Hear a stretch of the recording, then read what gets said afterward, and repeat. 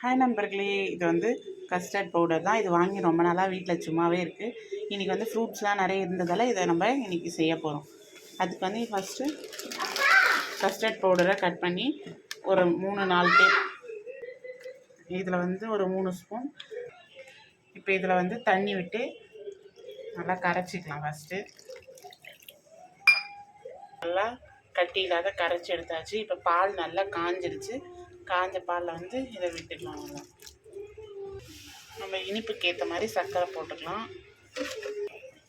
இப்போ இது நல்லா கரைஞ்சிருச்சு. பால் நல்லா காஞ்சாச்சு. இது வாசனை நல்லா வரும்போது இதை ஆஃப் பண்ணிக்கலாம். இப்போ பால் நல்லா காஞ்சிருச்சு. இதை ஆஃப் பண்ணி ஒரு 15 மினிட்ஸ் ஆற வச்சுக்கலாம். வேணும்னா சில்லுன்னு வேணும்னா நம்ம இதை ஃப்ரிட்ஜில் வச்சு கூட எடுத்து சாப்பிட்லாம்.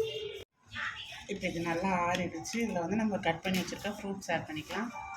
பொடியாக நம்ம இதில் வந்து என்ன ஃப்ரூட்ஸ் வேணாலும் ஆட் பண்ணால், நம்ம வீட்டில் இன்றைக்கி வந்து மாதுளம்பழம், ஆப்பிள், வாழைப்பழம் அதான் இருக்குது. அது மட்டும் ஆட் பண்ணுறோம்.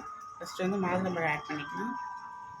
ஆப்பிள், கிரேப்ஸு, பைனாப்பிள், மாம்பழம் எது வேணாலும் இதில் ஆட் பண்ணலாம். டேஸ்ட். அடுத்ததாக வாழைப்பழம்.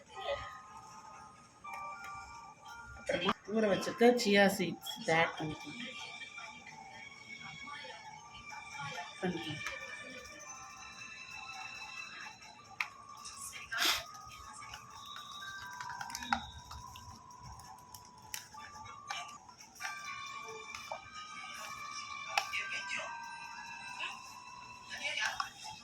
அவ்வளோதான் ஃப்ரெண்ட்ஸ், நம்மளோட ஃப்ரூட் கஸ்டர்ட் ரெடி ஆகிடுச்சு.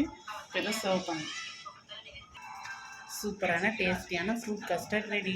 நீங்களும் இதை உங்கள் வீட்டில் ட்ரை பண்ணி பார்த்துட்டு எப்படி வந்ததுன்னு கமெண்ட் பண்ணுங்கள். மறக்காமல் நம்ம சேனலை சப்ஸ்கிரைப் பண்ணுங்கள்.